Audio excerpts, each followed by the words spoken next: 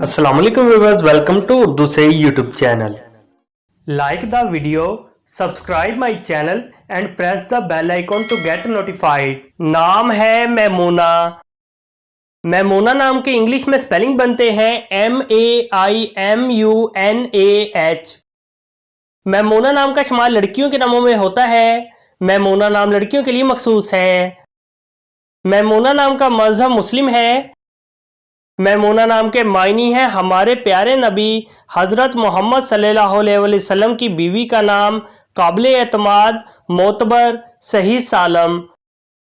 मैमूना नाम के इंग्लिश में 8 हरूफ हैं और ये एक लफ्ज़ है, 8 वर्ड्स एंड 1 लेटर।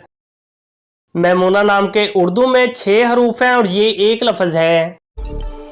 अपने नाम का मीनिंग जानने के लिए कमेंट बॉक्स में लिखिए। चैनल को सब्सक्राइब कीजिए, वीडियो को लाइक और शेयर कीजिए। Thanks for watching.